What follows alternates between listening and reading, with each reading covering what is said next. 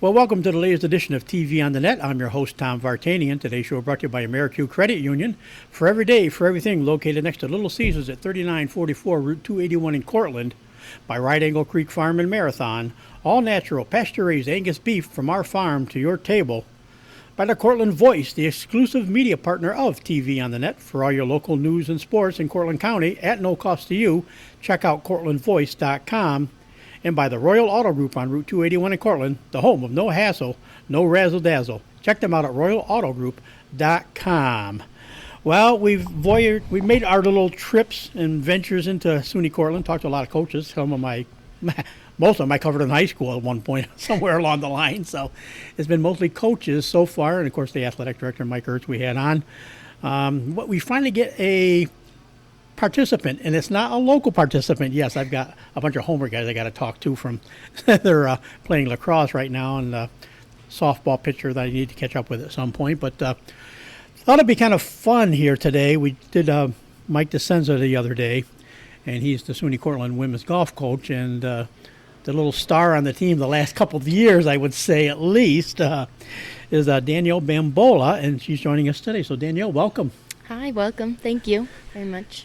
And I said it's going to be it'll be a fun overall thing, because we'll talk about the golf a lot, but of course there's a couple of little interesting side things that we will discuss too, which makes this, I think, is going to make this a very interesting interview today. So I guess, like we said, first of all, Danielle, why don't we just start? We'll get the fun part out of the way with it's a COVID season. Things are weird. It's all different, but it hasn't changed your game any. You're 4 for 4 in tournaments over 2 weekends. Yeah, I'm very gracious and thankful. I've put a lot of work in the past couple of weeks to gladly accomplish that. I was not expecting it, but I did work through the hail and the rain, and I can't believe there's hail this past weekend. But I'm very happy about these wins over the past couple of weeks, and hopefully do better in the future. Danielle is from Miller Place, so it's kind of down on the island and stuff. Were you just what other sports and stuff did you do? I know about obviously golf, but what else did you do during high school? I played soccer and basketball as well. It was a very tough choice between playing golf and soccer, because soccer was another love of my life that I played forever, and I just chose golf because it felt like the better path for me. So. And back in my generation, when I graduated high school in 1975, so 8 eons ago when the dinosaurs were still around. But they always said you should learn to play one of the lifetime sports, tennis and golf. Golf is one of those, and anything else, your chance of being a pro football player and player in the Major League Baseball or something like that are a little bit slimmer. But golf, you can, whether you choose to or not, you can play all the time. And is that kind of what kind of led you to deciding to finally play golf? That, and my dad has been my coach since I was 5, basically, and he couldn't handle not going to the driving range for 5 years. So when I turned 5, he was like, "That's it, you're coming with me." And apparently I took a swing, and that was that. My dad was like, "This is it. This is what we're going to plan for you, and you're going to love it." And I did, thankfully. And I just practiced, and I kind of got down a bit as I grew up, because it felt like everybody else was 10 yards ahead of me, always having the upper hand. And my dad's like, "Listen, the more you practice, the better you get. And if you're out here longer than everybody else, you're going to pass those girls one day, and you're going to see it." And I did see it, and I just keep working harder, practice harder, and that's my plan. And hopefully for the future, I'm going to keep doing that, and that's what led me to being here and practicing harder to do well here. So, yeah.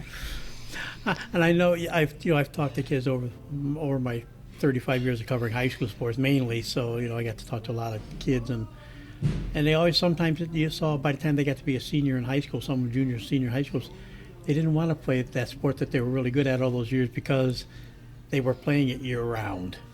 If you weren't playing soccer in the fall, you were playing it in the summer in leagues or spring leagues, or winter leagues indoors if needed. But so I understand it. So you get to a point, it's a burnout. I mean, a lot of kids, I think you get that, especially if you get parents that really are pushing you. I was a golfer. I golfed I golfed 4 years in high school at least. So it's a little bit different. I mean, yes, it's like you said, it's probably tricky for you because it is your father, all the time pushing, we're going to do this and that and everything. But to me, there's still something peaceful about being golf. Once you're out there, I mean, practice, yes, you got to practice and stuff. That's where it'll be tough. But other than that, you can just kind of shut out everything, and go out and play. Oh yeah, and get away from things. It wasn't like practice, like my dad pushing me in a bad way. It was all in the best way possible, and with all the encouragement and support in the world. And I couldn't ask for anyone better, other than Coach DeSenza and Coach DeSori, of course. But because they were all so amazing as well, and are. The transition from Tesori to DeSenza right now is new but inviting, and with all the smiles and laughs so far have been so good. But as for my dad, he always had a plan, and he always made practice new and exciting, and nothing. I know burnout was also a possibility, but I just felt more engaged every day because I knew that in my heart that I was getting better and am getting better, and it's always a new day for me. It's nothing old. It's nothing boring, and I could always find something new to do. So as for right now, burnout is not on the table, but especially with COVID really hit hard, and so it did force us to take a break for a while. So coming back after COVID was scary, but I did start to push myself and practice longer and harder and different ways to get back on my feet. So right now, everything's good. Everything's good, knock on wood.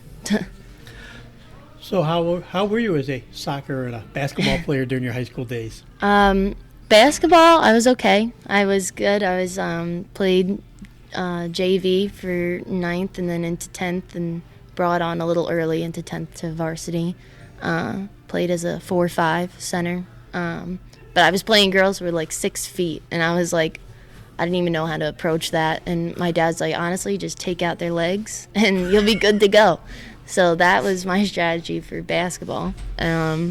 Soccer, I was a goalie, and I was on in 8th grade, varsity in 8th grade, which is huge. It's crazy.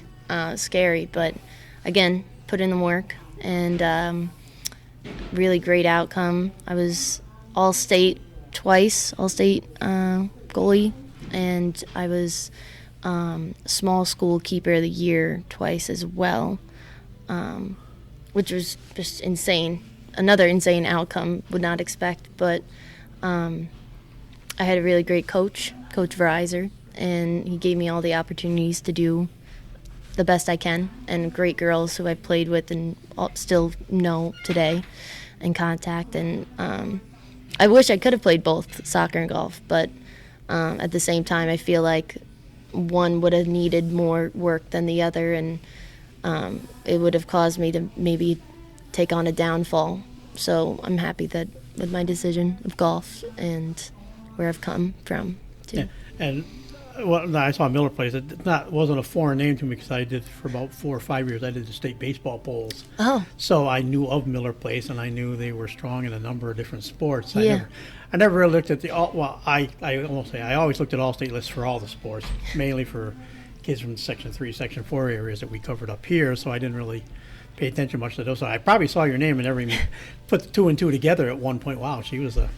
She was good before she became a good golfer. But so, golf-wise, how did your high school career go? We didn't have a team. We didn't have a girls' team or a boys' team, unfortunately. We had budget cuts when I got into 9th grade. I did play with, when we did have a team, when I was in middle school, they had a varsity men's team. I played with them in 7th. I was technically on the team in 8th, but the guys were much better, and I was still working my way up. And then when I finally got to 9th grade, I was like, oh, so excited, golf, and then team was cut, budget cuts. So we found individual tournaments for towards the end of the spring and the summer through the Junior Met PGA and Hurricane. which is like a down south kind of league, but they started migrating up towards the north. So that was great, gave me so many opportunities to play and do better. And I joined the NCSA recruiting agency when I was in like 10th grade to put my name and video of my swing and stats up there and spread the word that I really was interested in golf to as many coaches as I could, and then popped up Coach Sori and started a relationship from there. And then, yeah. Any other colleges express interest in wanting to come play too, or was? Oh, yeah. I was interested in Adelphi and LIU. I didn't want to go too far, but I wanted to be far enough where I felt like I was having the college experience. So I looked at St. Rose. I also, where else? Just a bunch of schools in the Northeast area that I had on, mainly Division 2 and 3. Not really 1. I wasn't at that capability yet, and but now my scores have gotten really down there, and which I'm so excited about and happy about. So I could have played maybe now, but not back then. Like we said, yeah, it's been a good career. As here at SUNY Cortland, you've had a nice career, and I mean they've had, as Coach DeSenza told me, there's a few good standout golfers that have gone on, and some are involved in some of the lower levels of professional ladies golf now and stuff, and so I mean, and it's a program that's on the rise. Really, it's really been on the rise. How does it feel to be part of that? You're helping to really put the Red Dragon women's golf team on the national map, kind of. It's crazy. It's kind of like in shock, because in my mind I feel like I'm part of the team, and I'm just playing just to do better each day, shot by shot, and have that team experience, and I don't really think about the whole picture. But as the times have gone on and each accomplishment has been made, and people talk about it with me, and it just is more exciting to think about, and invigorating for future generations to play here and make their own legacy. And because we've been known, we get more attraction and more players. Next year, apparently we're going to have 10 girls, which that is +3 more than I've ever played with. The highest number of girls we've had on this team is 7, and to think that we're having 10 girls is just amazing, because I never would have thought that we would have so many people on this team, and to think that 10 people want to play here and do well and make their own accomplishments is just amazing, and I love to hear that we did that as a team. And like you said, success kind of really started right out of the gate. Your first year, you're an average of 80 as a freshman. Trying making that jump from in actuality no high school golf right to collegiate golf, and you're averaging 80, and had another rounds in the 70s, and setting school records for record tying school records and single day scores of 73s and like 148s, and picked up a lot of different finishes and throughout the area. But for some reason, there's the one tournament is I'm trying to think, is it because I know you've won it again this year, and it was your 4th time you won it in a row. So I forget which one that was at the moment. I think William Smith. Is that the William Smith one? I think at Hobart, over at Hope towards Hobart. That you've won all 4 years. But what was it like that first year? Like you said, you really finally got to play competitive golf with a team. It's again life-changing.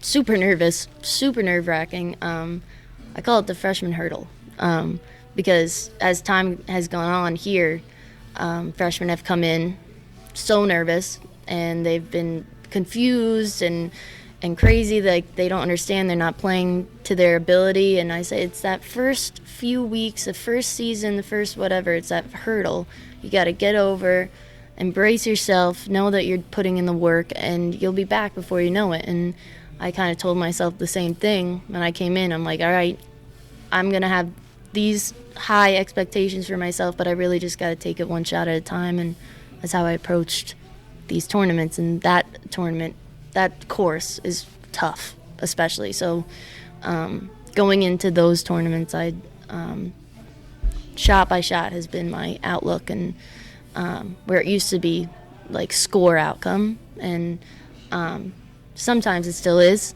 but I gotta shake it off and just think about the shot that I have at hand and go from there, because that's the best mindset I could think of right now, and to keep me stable and where I'm at. So Then the sophomore year rolls around. Empire 8 golf for the week 4 times that season. Of course, picked up again some good, very good finishes, a couple more wins, and all of a sudden you've dropped your stroke average almost 2 strokes in 1 year. Well, was it just more the familiarity of having that first year under your belt that so there was no sophomore jinx that a lot of people talk about in different sports? That was it just the comfort level that you've been through a year of playing in tournaments and kind of knew what to expect. So it just exactly, it was that comfortability, that like, okay, got that 1 year under the belt, I know what to expect. I can handle the nerves, and just approach it with a new mindset. Each day is a new golf round, a new day for better opportunities, and more time to practice, new areas of practice, because like they say, the classic practice makes perfect. I feel like perfect doesn't exist for me. I feel like for anything, perfect isn't reality, but just to practice as hard as you can to be the best that you can is what really led me to that 2-stroke, I think, decrease, which was insane. Still is insane right now. Yeah, I'm looking at I printed everything out in the course for some reason. Just my way my printer must have worked things. I got about half of your 2018-19 stuff, but so I've searched. So I'm not quite sure there, but like you said, that the improvement continued there as well, and more, starting to see a few more, not just top 10, top 5 individual finishes, but more, getting more into the top 5 and starting to win more tournaments. What was your junior year like? Junior year was crazy. I felt like I had more confidence going in, even though I'd still be so nervous. I had little confidence building up at a time, and when I was nervous, Coach DeSori would say a joke or say something to distract myself, which was so helpful, because it would get me out of my crazy headspace and allow me to focus back in on the shot at hand. And as weeks went on and I was collecting the wins, it wasn't on my mind that I had this stack forming. It was more of, okay, this week happened, it's in the past, it's done. I'm not going to think about it, because tomorrow is a new day, tomorrow is a new opportunity, and I just had to think about each hole and not think about what's riding behind it. So that was probably what my strategy was for junior year. And then last year, kind of a highs and lows all at once, basically. Yeah. As we said, you started with an 80 average as a freshman. Here, your senior year, your average is down to 75. 9 out of 10 rounds of the tournament you were below into the 70s. Earned, second team, Women Golf Association All-American honors, named to the WGCA All-East team, named Northeast Women's Golf Conference Player of the Year. At that point, it seemed to be kind of one of those storybook ending that you were hoping for, and we'll talk about some more of that after that. But just up to that point, just everything, was really on a roll last year as a senior. It was a whirlwind, honestly, and it's the girls too. It's not just a me thing. It's the people I'm playing with that encourage me and support me, and everyone just has like the best kind of mindset coming in. They've all just been so good to me, and that's what's also helped me play to the best of my ability, because without this great team mindset, I don't think I would have been able to do the things I've done so far. And so last year was a really great core team that we had, and all the years were great core teams, but I just felt like through it all, we had such a persevering team outlook, and that was really helpful in that last season. And ironically, then of course, COVID popped up and kind of derailed everything. But it was really I'm guessing the first really shot you had at going to the NCAA tournament. Yeah, it would have been something. But I was just really grateful for everything that happened last year in a whole. But the NCAA is still a goal, still a dream line. If it happens, it happens. If it doesn't, it doesn't. But I know that in my heart of hearts that I did everything I could to make it there. And that's how I'm looking at it right now, and that's how I always looked at it. Like, I know I put in the work, and it's okay that I didn't go, because there'll be opportunities for other amazing things in the future. I know. Well, that's funny, the way the coaching tree has gone there the last few years at SUNY Cortland. Coach DeSenza was the coach for a while, and Coach DeSori was his assistant, and then Mike stepped away. Joe took over the team, and now Joe's decided that he wanted to go back to pursue some other goals of his, and Mike DeSenza now is back as the head coach, and he got you. And we talked before. I did a thing with him at the newspaper before I retired. We did a feature on him just because he was one of my first interviews when I started the newspaper. Oh, wow. For my 20 years career at the paper here in Cortland. And he was saying, Danielle doesn't get to finish her season the way she'd hoped she would at the time, and we talked about you a little bit then. But he said she's going to come back, and he said even this fall and during the summer he said she's going to come back as an assistant. She's going to do her grad work and be an assistant. And well, lo and behold, the NCAA said, well, all you seniors kind of got robbed of yourself. You could have another year of eligibility. So, what was it like to find out? Well, gee, I don't have to be an grad assistant and work with the girls. I can play another season. That was another wild moment, because who would have thought? And I was excited to come back and help, because I loved all the girls, and I knew there were new girls coming in that were going to be great and form great relationships with everyone. But to be able to play and still form those relationships and still have that chance was just out of this world. And I was happy I got my fall, but the fact that I could finish out and get that last spring feeling, the last feeling of walking down this 18th hole in the tournament a couple weeks ago, was just eye-opening, and I was very grateful for them to open it back up to the seniors. And as we said, well, like he said, we're not going to have a full season, so it's going to be a little bit trickier. And he kind of said it'd be nice, and it won't hurt her chances to get, because it's going to be more like at-large. It's going to be kind of weird how they're going to get some of the NCAA participants this year in the tournament. And he said, obviously she won't hurt herself if she could run the table. And, like I said, so far this season, you're 4 for 4. It started, back on April 10th, right here at the Country Club. You guys, you don't have a full team this year, so that makes it a little bit trickier as far as team-wise. Whereas, like your senior year, the team was fared really well as all the unit. Not just, obviously you were the leader of the group, but it was a team overall that performed very well and was showing more and more signs of how good the overall. Yeah. Like you said, the whole overall program is, not just how you were doing, but how the program was doing. And well, right for now, he said hopefully, because the conference tournament is near where our fifth golfer is, so maybe she'll be able to join us for so that you might have a full team at the conference tournament at least. But you come right out of the gate, team still finished second, and of course you come right out of the gate with a 76 here at the Country Club. So talk a little bit about what you guys are doing, and it's an interesting mix, this team. Like I said, it's you and I'm trying to think. Amanda Gaffney. Or the Gaffney are the two veterans, and then you've got two freshmen right now that you're working Rachel with. And Kira. So it's an interesting combination, but it's almost like one-on-one. You can take one freshman, Amanda can take the other freshman. Oh, and, we do that because it's funny. Amanda and Rachel are the fastest players I think I've ever seen, and they they last weekend they finished the round in 3 hours and 20 or so minutes, which is like speed racing. It's like Sonic playing golf.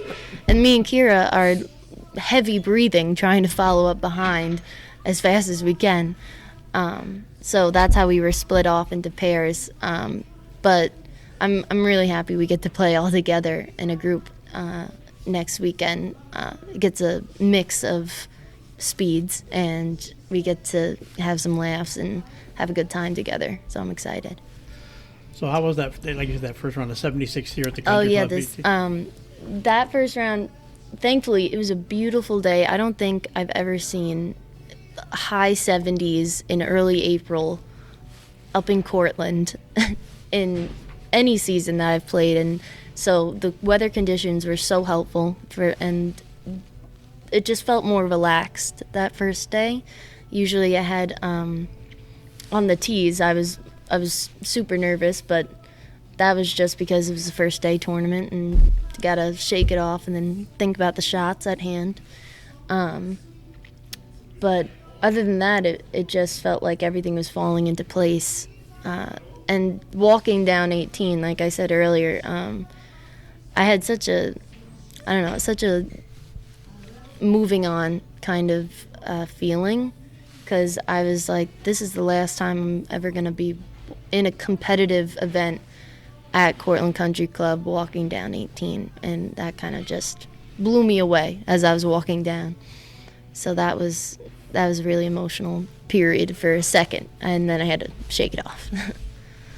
And then, of course, the next day, everything is pretty much Saturday, Sunday tournaments for those who don't know college golf right now. It's a Saturday, Sunday deal. And well, Sunday it was back to, like I say, Clifton Springs, I think it says. You're out, Clifton Springs Country Club for the sweep of the William Smith Invitational.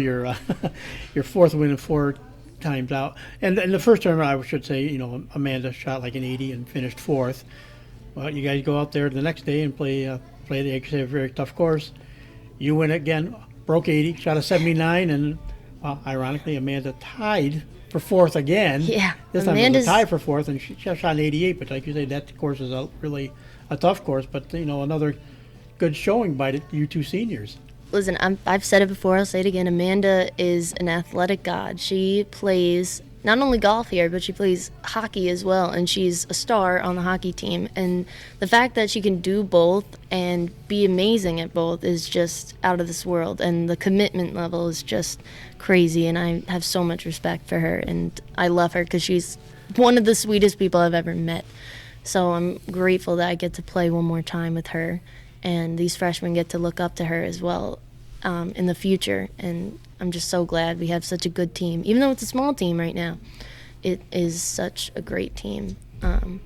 But the next day at that Williams and Smith event, the weather conditions couldn't have been worse. It was cold, it was windy, it was raining, it was muddy, and it was just rough all around. We were all miserable, but we were miserable and accepting that we were miserable. That's been our big statement of the year. We hit a shot. If it's bad, we accept it. If it's good, we accept it, and we move on. We don't think about it. We don't dwell on it. And we move on to the next shot. And we did pretty well considering all the conditions, and we accepted the weather and accepted our shots that day and moved on to practice the next day. Not knowing the weather would be worse this Not weekend. knowing the weather would have been this weekend. It was sunny, cloudy, rainy, and hailing in a matter of 4 hours. It was nuts. And of course, when I actually talking to Coach DeSenza, and we were going to have you and do your interview last week before that tournament, but of course, since Thursday's weather didn't look good, so he said she's opted to go up to the Pompey Club, because that's where both tournaments were this weekend, to get her practice round in on, which actually like on Wednesday was sunny and 70. So you went up and got your practice rounds in, and obviously it's paid off again, because you won the CNY Spring Invitational, they called it, on Saturday, and of course a fine 74 that day up at the Pompey Club. And Amanda, this time, obviously Ithaca College does have a very good women's golf team, so Yes, they kind of we love the took over everywhere from second to fifth. But again, Amanda, a seventh place finish with an 86. So I mean, very respectable finish there, and the freshmen, a little bit higher scores, but that's expected when you get the bigger fields tournaments. They will get there. They will get there, and I know it because they have all the talent in the world, best swings, and they have the best outlook on it. They are positive. One of them, Kira, will just shake it off right away.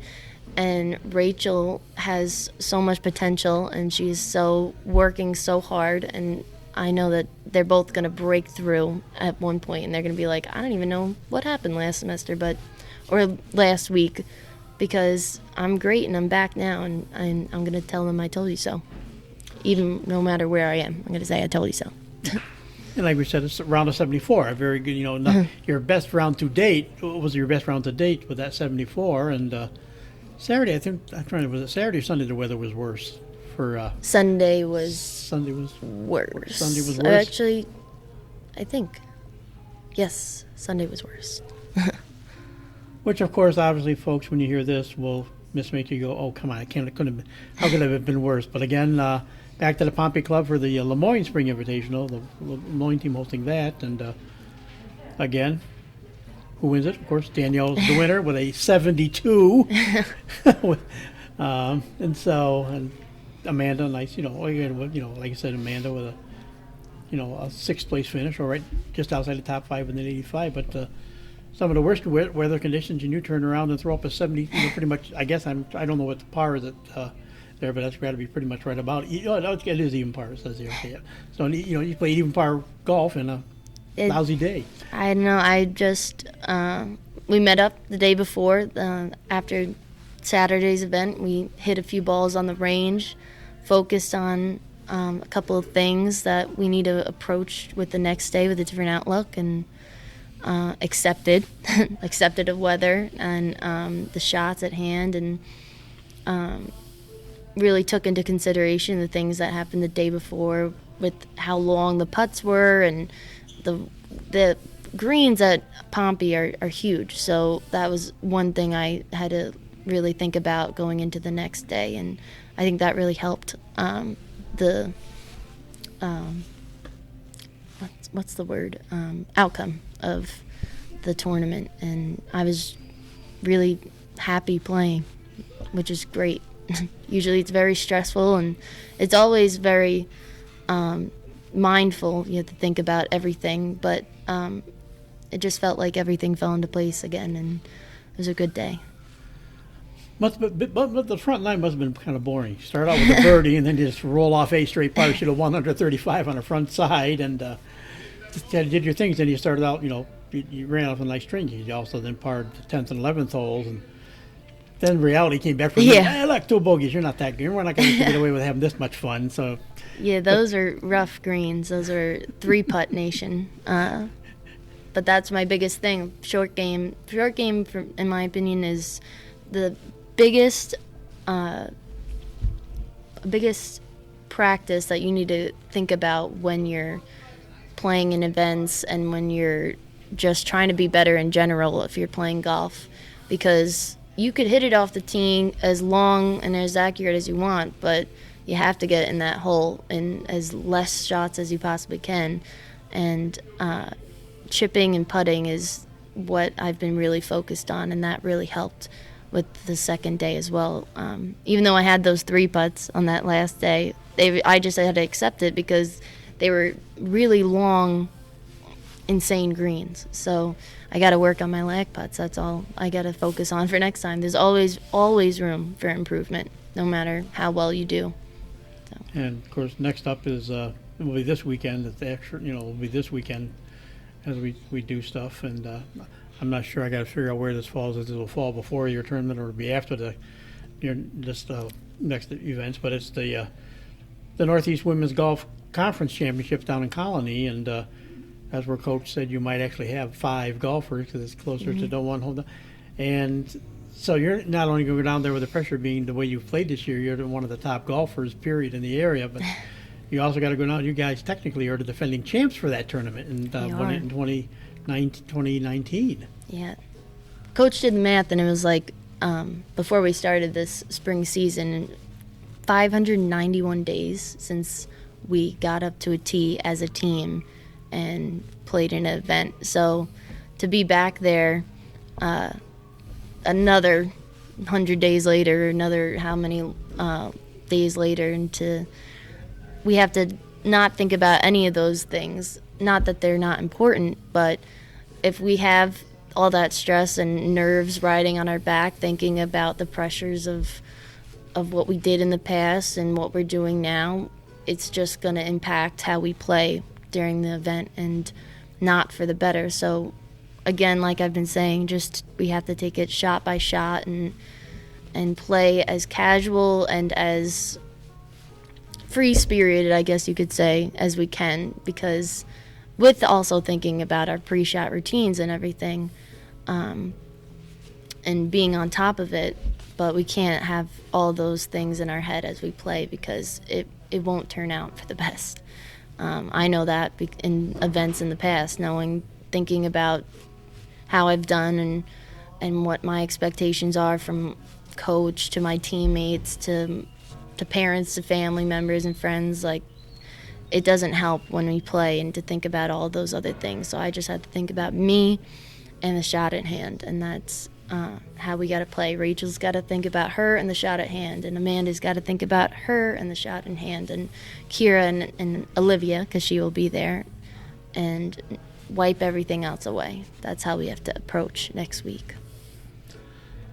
And like we said, there going to be possibly might be more at-large bids this year for the NCAA tournament other than actual tournaments to set up to be, gets teams into the tournament or individuals. So, like we said, 4 rounds. You have, nothing over 80 yet. And, of course, knock on wood. Yeah, is it basically, if you can pull off another really good weekend this weekend, winning it would be the perfect plug to make it, go 5 for 5 overall in tournaments. But when you get done with that, in your mind, would you think that should be enough to get me into the NCAA, or would you still have to kind of go on for more after that even? Obviously the goal is to always to do as best I can and accomplish the most I can, but also accept what reality is and what's happening. This year, like we said before, NCAA, there's so much bigger pool of people who are fighting to get these individual spots. There's only 6 of them. If your team doesn't make it, but you are doing better than the team average, then you can fight for the individual position to get there. But it depends on a million different statistics and categories that you have to meet, which can be easy or it can be hard depending on the people you play, the rounds that you have in, your statistics overall, and a bunch of different things. So again, whatever happens, happens. And in my heart, I know that I did what I could to get as far as I can. And that's what my goal and outlook is right now. And I kind of purposely wanted to get through the career part so people realize what you've accomplished with what you're dealing with. And of course, last year as a senior, you received the 2020 Division III Women's Golf Coaches Association Kim Moore Spirit Award. And just background of the award, it goes to a student athlete or coach who exhibits great spirit towards the game of golf, has a positive attitude on and off the golf course, is a role model for her team, and demonstrates mental toughness in facing challenges. Well, that challenge was you found out as a freshman that you had type 1 diabetes, not type 2, which, a lot of people know type 2, and it's a little more, it's more common. That's why I actually have type 2 diabetes. But type 1 is a little bit more serious. But you found out you had type 1 diabetes. What was that like when you found that out first as a freshman? That was eye-opening and life-changing, and it was hard to get by because I'm very emotional kind of person, and I feel bad for like everything I do, and I'm a big yes person, and I want to people please as many people as I can and make as many good relationships as I can, and finding this out I was in the hospital and I was upset and crying because I was in a coma. It was a whole thing.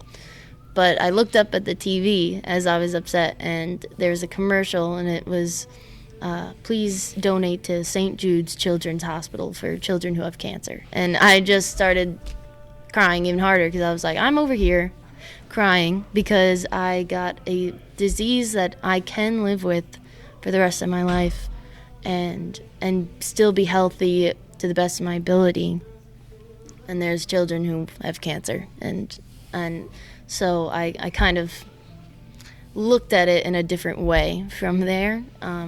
It is tough. There are bad days and there are good days, but I took it and just went on as if I had a regular life, and took the bad low sugar days with the good sugar days and worked through it, and learned to strategize with different events, because when you inject a certain amount of insulin in you before doing an exercise, you have to play a good guessing game, because you could go low, which will make you feel like faint or a bunch of different effects, so which have happened to me in different events. But I kind of have to stuff my face with as much food as I can to keep playing and feel normal again.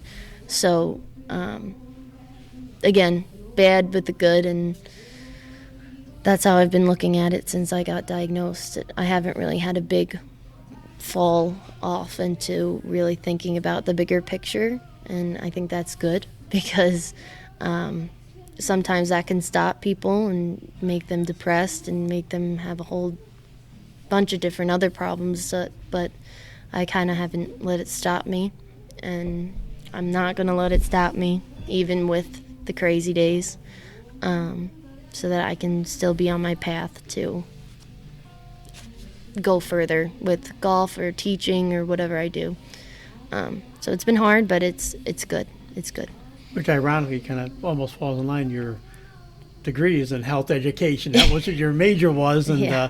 now you're doing your grad work, along that line. So I guess it's kind of a combination. It's just by irony that this worked out. But how much different is your routine? Like, what your routine now compared to what was before you were diagnosed?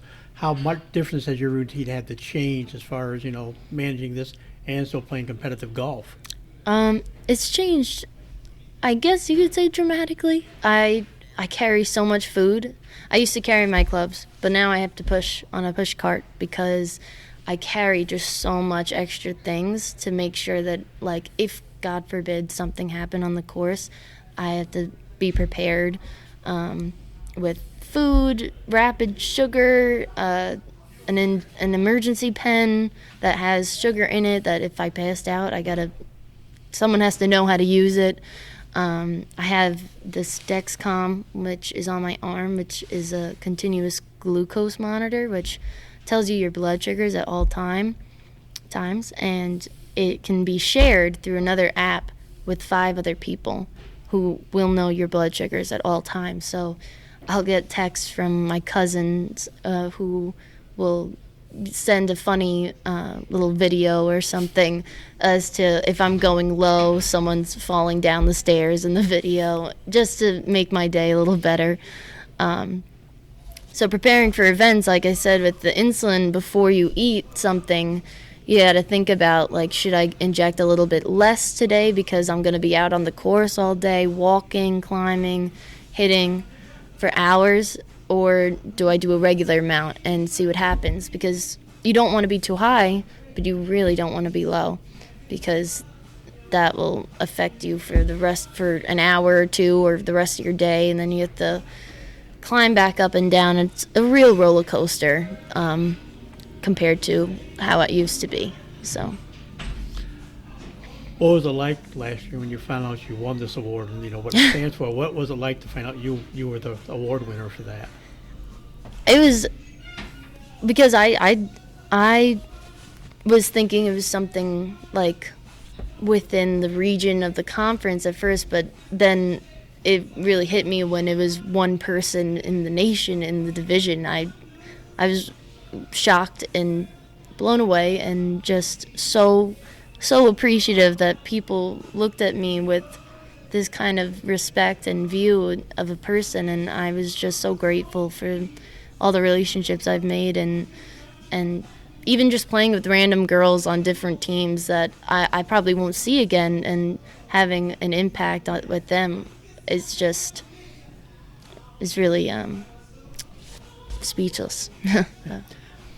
And I know just parents being parents is back like with high school kids and stuff. Go back to high school and stuff. And younger, well, yeah, we're not going to let you play sports because you've got diabetes or you got some kind of certain thing, this and that. Do you kind of feel like you can be a role model now to those, showing people, look, you can have this to deal with and still try to achieve your goals? Yeah, I mean, I won't sugarcoat it for them and say that it's easy, but I will say that it is. You can do it.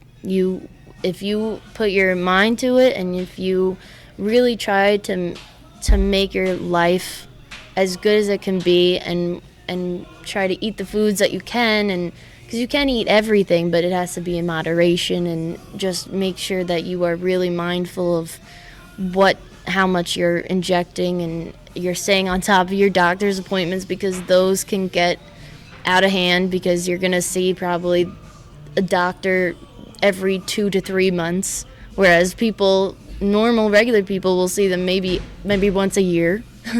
Like, you're going to be there every 3 months, and if you really put the work in to be the best version of yourself, you can do it, and it is applicable to whatever you want to do. And people can't be fooled the fact that stress does kick in. I mean, I had worked hard when I started seeing my doctor down in Ithaca. My A1C was almost 9 point something. It was high, and I worked harder to get it down, and I just got it down under 7 when things changed at work, and my hours changed and got really crazy, and there was more stuff going on with my wife's medical conditions at the same time, and everything, and all that stress. All of a sudden, I was back up to almost 9 again with my A1C. Yeah. So now I'm slowly trying to make that climb back down again to get it back down to the 6.8. But, and like you say, sometimes it's often. I'm every 3 months I'm talking to him or somebody on his staff. I have to do this every 3 months just to try to deal with something normal, and I'm a type 2. So we're supposed to be not as bad at type 2 as you are at type 1, but it's all the same club, and it's all stress, and it's all hard work, and I know that the stress can be overwhelming by a lot, but it's good when you have people that are there to support you and help you through it, and to just talk positively to yourself, because it's easy to go in the negative drain and be like, I can't do this, I'm never going to be able to get out of this hole, like, why did this happen? It's easy to do that, but to get up and wake up every day and figure out all the math and see those doctors and just work through the highs and lows, that's what's going to impact for the better for the rest of your life. And no matter if you're type 1 or type 2, it's tough. It is tough work. And I know there's so many groups. My aunt actually got this version of type 1 diabetes in her 60s, which I didn't even know was a thing. And she told me about this support group on Facebook. And I'm not really big on Facebook, but I did check it out, and there's so many people out there who are willing to help other people through so many hard things, and will have each other's back through anything, and they're random strangers. And I just think, like, a lot of times this world is a really crazy, horrible place, but there are really great people in the world that will help you through tough times, no matter if you just met them on a train or if you know them for your entire life. So that's what's really been helping me through this transition as well. Yeah, a lot of people say, well, it's because it's based on your weight and stuff. And I said, well, when I was high, I understood it, but since then I've lost almost 170, 180 pounds, and I've Good gone for down you. 20 inches on my waist size. Nice. So, but I'm still fighting it. It's still Yeah. it's a daily fight regardless. It's not about weight, it's about everything. It's about biology, it's about I got it because of mono. I got mono freshman year, and then my doctors, what they think is because of mono, they said that my immune system was just broken and it brought on autoimmune diseases. So it really could have been anything. It could have been celiac disease out of the hat. It could have been some kind of cancer. It could have been anything. And out of the hat, it was type 1 diabetes. And so that was random. So it wasn't based on anything that had to do with me. Didn't have to do with my family, because no one in my family had it. It's just what I was given at hand. At that time. Yeah, at the time. So yeah, so that's what I said. That's what I said. It was good. It's fun to talk golf with you and everything you've been doing here. But this is, I happen to have a coach I had on here, a coach over at the Homer High School that just went through some cancer treatments he had to go through, and something they caught early. Just and they said, well, you can maybe wait. But the one doctor said, no, he's glad. He said, no, I want to follow up now, and found out, and he's back teaching, and he's getting ready to coach baseball this spring and everything, and Working through it. So and then that was just like in November that he really found out the diagnosis and what he had, the stuff he had to go through to make it work. So I mean, yeah, it's so that was a nice eye opener for that, and for people to make sure you get checkups and everything. Yeah. And when I just saw this, I was reading the stuff. I said, "Oh, good golf. And now I saw Fran sent me this about you winning that award and that. I said this would be a good time to talk to somebody at work. Yeah, we talk mostly golf and sports, that's what we do, but it was also a chance to talk about a serious health issue that as serious as it is, you can still do things with it. So it's that's why I'm glad we got to talk that get somebody in here and talk about that, and hopefully people will hear this and it'll be a good little some informational for them to help them in the right direction they need to go. So back to golf now. Then we'll finish on a good note with golf more again. Like you said, when you started practicing way back when you're in 5th grade, your dad's been your guide, up till college. Well, I'm sure he's still your guide, even though there's college coaches now that can guide you too. Yeah. I'm sure Dad's still often getting a lot of input. Has it been hard on them, the fact that this year they can't come watch you play?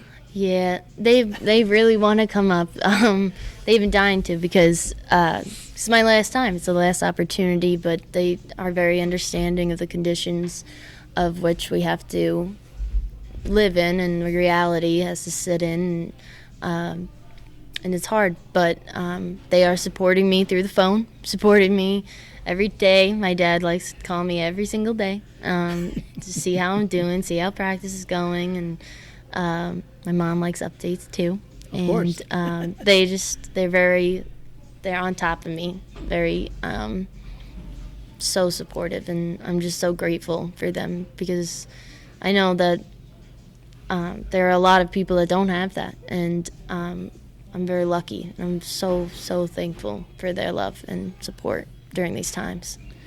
And we joke about parents want to see their kids play and everything, and of course a lot of colleges and high schools are streaming, so you get to see their kids. And now parents are getting into some games, state, high school wise and college wise.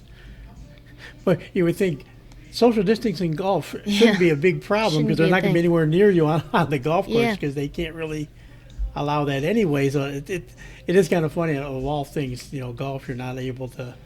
But they had the crowds at the Masters, recently, and the pro scene is opening up a little bit more. You would think that at this point that maybe parents could sneak out and be able to watch their kids, because you are a good distance away. I mean, you never know. Like, regulations could change up here tomorrow. There's things that could allow us to be safer every day. So maybe in the future it'll change. Hopefully it will.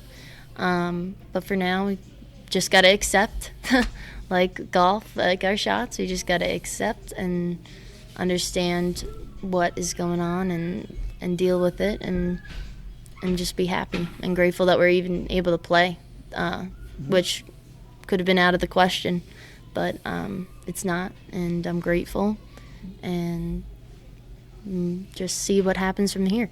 Right, as a grad student, you get a little Yeah. extra time in Yeah. that your season would have ended last year if it had gone finished off, and all of a sudden you're getting 6 to 10 more outings that you wouldn't have had. Yeah, But you, at exactly. least with the one weird thing about COVID, you actually get to you've got to extend your collegiate career a little bit with the eligibility. What is the biggest change you have seen in your game since you started all this? What have you improved the most at, and what do you think you still need to maybe improve a little bit? Um, so because of the break that we had to have through COVID, my swing had changed from what it used to be. So trying to get back to how my old swing is has been a struggle, but I'm accepting that my swing is what it is now and working each day to be more accurate with my shots, my iron shots, to be more accurate with those, and just short game with everything. I'll go out. I have a shag bag, which is like a picker-upper of golf balls that I've collected over the period of these 5 years of all Cortland balls over the years, and I go out with 40 or so of those balls and just putt as much as possible and chip from different angles to see what I could potentially have during an event, which has helped me so much. So I think that my short game has been on point, especially from this past weekend, because over the week I was really focusing on lag putts, on chips and putts up and downs, which is like when you chip onto the green and try to get it in the hole within one putt. And if I don't make it, then I have to go back and I have to do it again as much as I can. And that's really gotten me down with strokes so much. So I think the only thing I really should be working on more so right now is just getting more accurate with fairway shots and having my drives hit the fairway as much as possible, because sometimes different courses have really thick rough and you want to be in that fairway. You really don't want to be in that rough. This is just I'll throw out there just because golfers like to know things. Well, my career, I was never real comfortable with a wedge around the green. I don't know why. I could be right almost on the green, but I never was comfortable with those real short chips. Yeah. And stuff. I was always a pitch and run guy with a 7-iron. That was Yeah. that was my go-to shot, the pitch and run Which around is smart. the green. It's a smart run. Do you have a preference, or are you I mean, like somebody like Phil Mickelson could flop anything from anywhere, but I love flopping. I practice that a lot at home. Especially at home, we go to a range at this course called Mill Pond that has a sand trap and then the green that we go over the sand trap, and then we go to the course that we really practice at, which is the woods at Cherry Creek. Which is a phenomenal golf course. We've made so many friends there, and they have such a great short game facility that we utilize as much as possible, and they are just so nice to us there, and they help us out with practice so much, and allow me to get as many unique shots as I can, and then I bring that up here and try to implement what I've done down at home into my practice routine here, and doing those short-sided chips, doing those flop shots onto very small amount of green as I can, and then also focusing on different angled chips. And the more you do it, the more you practice it, the more confident that you are going in to those kind of chips. So you're not wary about, am I going to stub it? Am I going to skull it and look up? You know that you've done this a million times, so it's going to be okay. And that's how I approach my chip, because it is scary. It is scary because you're like, I'm right here. I better get this on the green or I'm just going to die. And but in reality, it's like, I do this every single day. Like, I should not be worried. I'm going to take this shot as I usually do in my pre-shot routine, get up there and just get it on the green. And that's how I look at it. any thoughts of becoming a professional ladies golfer? I'd love to. That is the ultimate goal. Right now, after this season's over, I'm signed up for the Connecticut Pro-Am tournament and a U.S. Women's Amateur Qualifier tournament, and that's my plan so far. And if I play in more events and it seems that I'm doing well, I'm going to continue my journey down and see what kind of action I can get and see how well I can go and how far I can go. And if it works, it works, and if it doesn't, it doesn't, and I'll be happy either way. You'll have my email address and everything and my cell phone number. You'll have to keep me updated on Yeah. how the career goes after you get out of SUNY Cortland. Hopefully We it goes shall well for see. you. Hopefully it does. Danielle, I want to thank you for taking time to talk to us today. Thank you so much for having me and asking me all these really questions that I haven't really thought about, but have really been eye-opening and grateful to talk about. Thank you. And that'll do it for this edition of TV on the Net. Today's show brought to you by AmeriQ Credit Union, for every day, for everything, located next to Little Caesars at 3944 Route 281 in Cortland. By Right Angle Creek Farm and Marathon, all natural, pasture-raised Angus beef from our farm to your table. By the Cortland Voice, the exclusive media partner of TV on the Net, for all your local news and sports at no cost to you in Cortland County. Check out CortlandVoice.com. And by the Royal Auto Group on Route 281 in Cortland, the home of no hassle, no razzle-dazzle. Check them out at RoyalAutoGroup.com. So for my guest, Danielle Bambola, and yours truly, Tom Vartanian again. Thank you for listening. Stay safe, and we'll talk to you again soon.